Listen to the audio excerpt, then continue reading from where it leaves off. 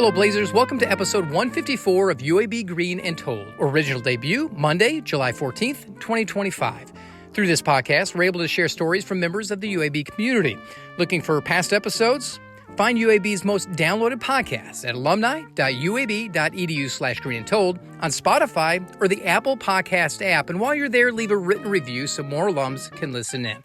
I'm Greg Berry, a UAB alum and Director of Communications in the Office of Alumni Affairs. Sometimes the biggest decisions start with the smallest conversations. For Mike Oimoen, it was a phone call from a coach he didn't know at a school he'd never heard of in a city he couldn't place on a map.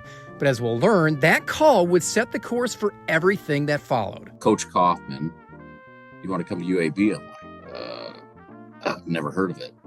He goes, it's in Birmingham. I'm like, okay, I'll come down. I'll play. His choice would lead to professional golf, but that dream is one thing. Living it, traveling, grinding, and realizing how deep the talent pool is another. And that's something Mike found out fast. I shot like 67 with no bogeys, and I was 6 shots behind him. Like, holy cow. After the first round, I'm like, holy cow. Maybe this ain't built for me. And some coaches will leave a mark long after that last round is played. For Mike, he'll share why Coach Kaufman wasn't just a recruiter, but a mentor, motivator, and voice on the other end of the line when it mattered most. He got me into coaching because he always told me, he's like, you're me a good coach. And I would talk to him. I would call the landline and it'd pop up Clear Lake, Iowa, and he'd always say that. And hey, this must be Mike.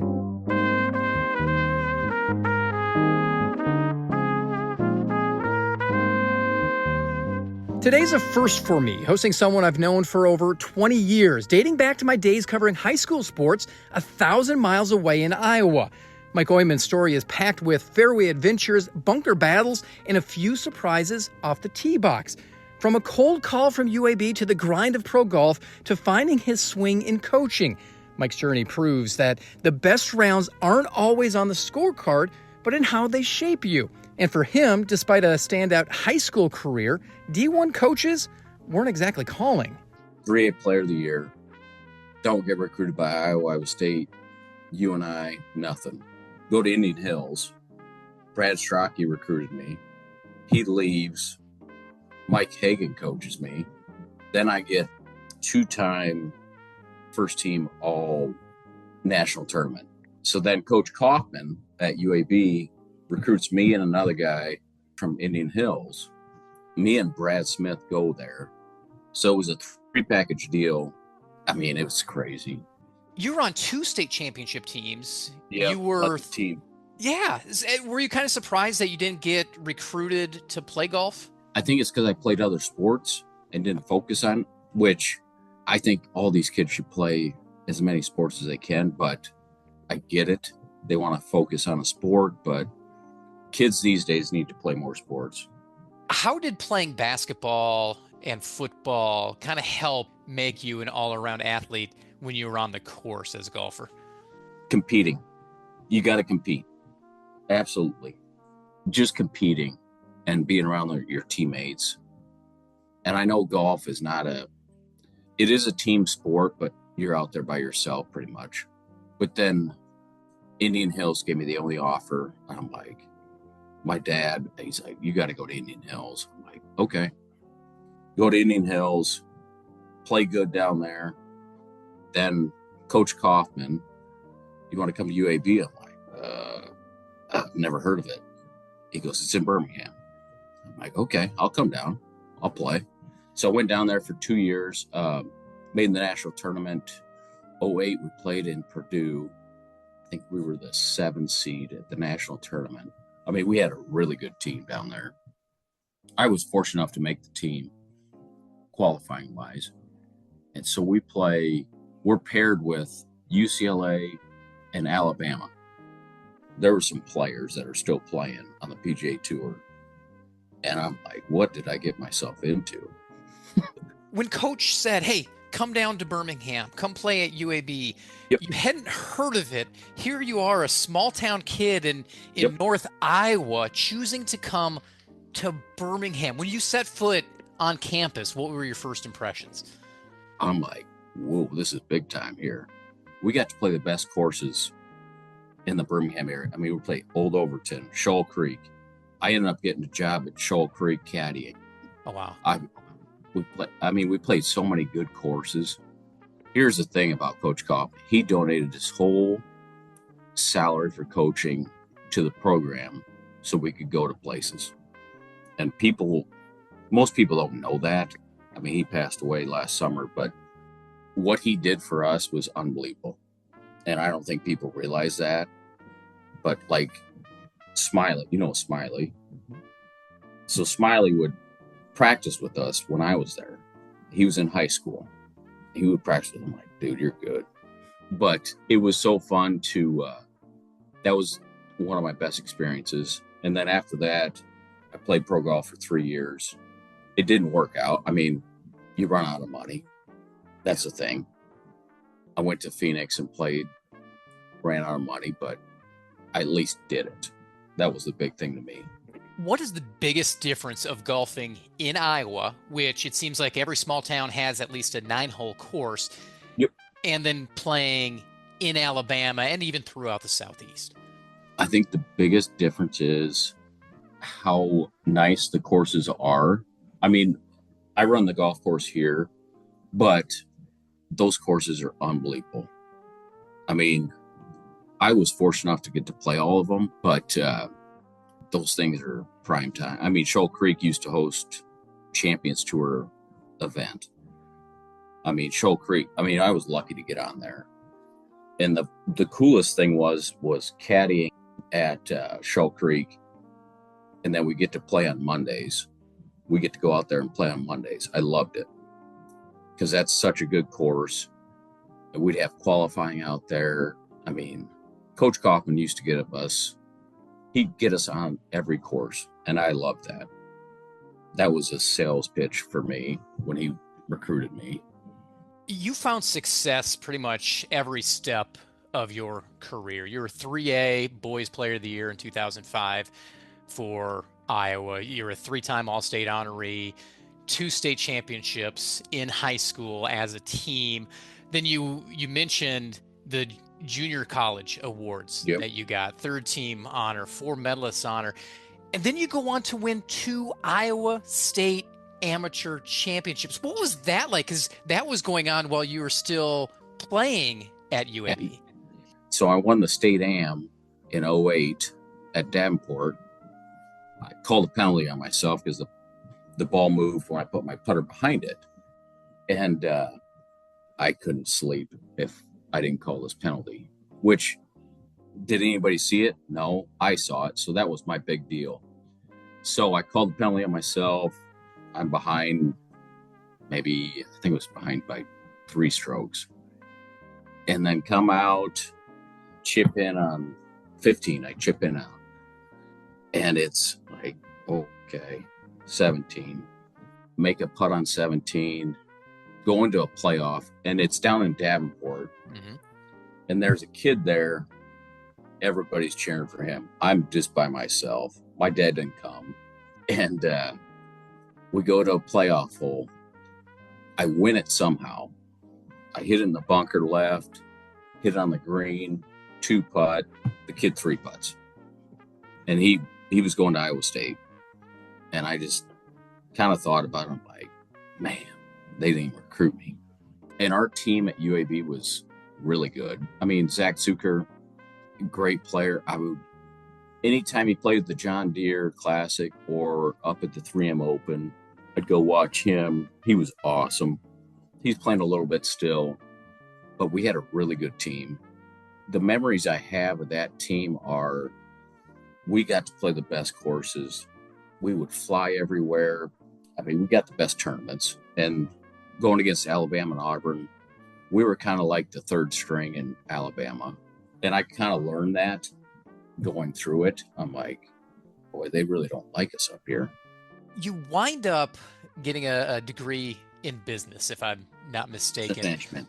How did you use that degree to succeed as a professional, once the golf career was over? Was done. The coolest part is I moved back after living in Phoenix, moved back, kind of didn't know what I wanted to do. The golf course I grew up on had a job opening. My dad's been huge. He's like, you should take that job. Because I was working at North Iowa Golf. Didn't know what I wanted to do. He's like, you need to take that job. And so now, 12 years later, I'm still running the course. And I mean, we got a good thing going here. It was just, I don't know. It's fun because every day there's something different. It's not the same every day. There's no routine. Something's going to go wrong. Something's going to go right. I really enjoy working here, and it's so fun. That's a course I played dozens upon dozens of times when I lived up in North Iowa. What makes that course special? Because it is, in my opinion, one of the better courses in North Iowa.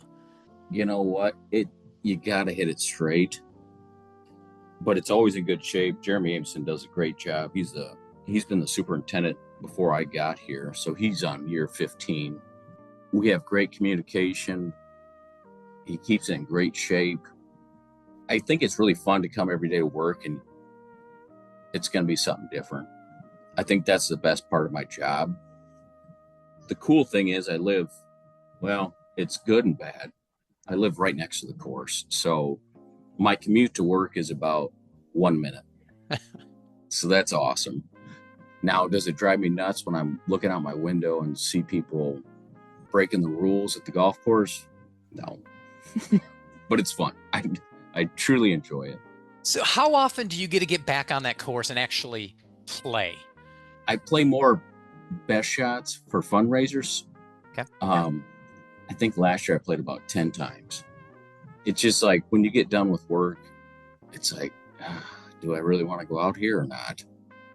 So does it seem like work when you have to get out to the golf course and play? Because it is your job after all.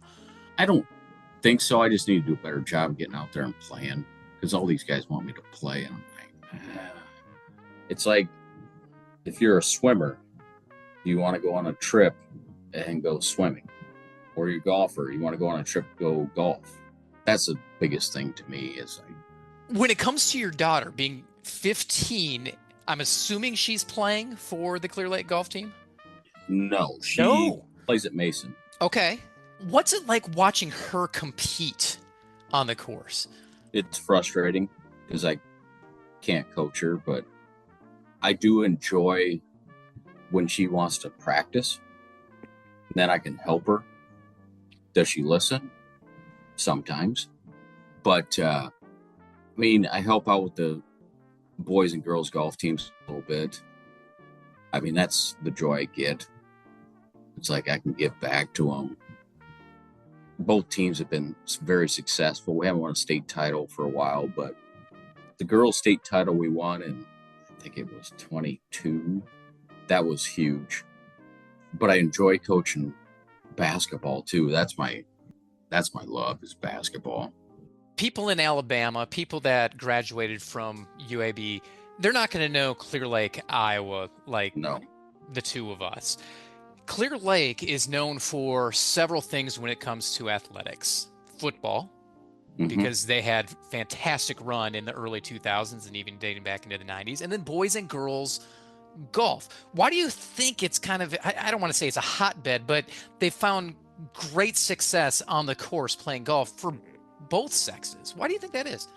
I think it starts with Oak Hills. I've been running a junior golf program for, this will be year 12. Oak Hills is a huge asset to those kids. They learn short game. I mean, it's a par 3 course, pretty much. And then my junior golf program's got like 80 kids in it, which we do on Friday mornings in the summer once the school gets out. But that's a huge asset. And then we do a good job here at the course. I mean, it's $200 to be a member as a junior, which the kids love. Yeah. You have to do that. So it's really fun to see these kids out here. I see them in school for practice. They're like, You ready for golf? I'm like, yeah, we're ready for golf. You mentioned the fact that you gave pro golf a try. Things didn't work out. Do you regret that things didn't work out? You know, when the money runs out, it runs out. But I at least did it. I think on our team we had 4 out of the 5 play professional golf. I just really enjoyed the grind. Most people don't, but I enjoyed grinding, practicing. I think I shot like 67 with no bogeys, and I was 6 shots behind. I'm like, holy cow. After the first round, I'm like, holy cow, maybe the same build for me. What's your biggest memory from being in Birmingham? It would be making the national tournament. We won our conference. Just the build up going to the nationals. That was huge. I mean, they put us as a 7th seed, and I'm like, holy smokes. Yeah. I always talk about, like, what am I getting myself into? It was fun. Being paired with UCLA, and I mean, the players that were at that tournament are unbelievable. I mean, Georgia was good. I mean, Oklahoma State was good. That's the stuff you look back at. It's like, you look at the players that were in that tournament, it's unbelievable. Did you ever make it back? I did last summer for Coach Kaufman's funeral. So I got to hang out with all those guys again because everybody came back for it. We were going to golf at Shoal Creek. We ended up not golfing. We went to a concert. Edwin McCain opened, somebody else, and then Hootie and the Blowfish, who I love. So somehow we got passes to go backstage, and I'm standing there, and they're doing like a toast to start the concert, and I'm standing with Brad Smith, and I look to my right, and Darius Rucker's right there. I'm like, I look at Brad, I'm like, hey, Darius is right here. And he goes, yep, he is. And I look at Darius and go, hey, you're great on the DP show. He goes, you watch that? I go, yeah, you're on there quite often. And he goes, let's just rip this shot and be done. So he was, that was pretty cool. Unfortunate to go back there for that, but there was a lot of people. The service was great. He got me into coaching because he always told me, he's like, you're me a good coach. And I would talk to him. I would call the landline and it'd pop up Clear Lake, Iowa, and he'd always say that. And hey, this must be Mike. That's the stuff you always remember.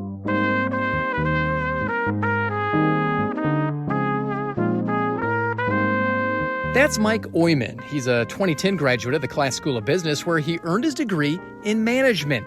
From student to pro, Mike's journey has come full circle, now leading the course where his game first found its groove. With firsthand experience and unwavering pride, he definitely knows what it means to be a Blazer. You know, the kids give me a hard time because I wear the UAB sweatshirt to practice every once in a while.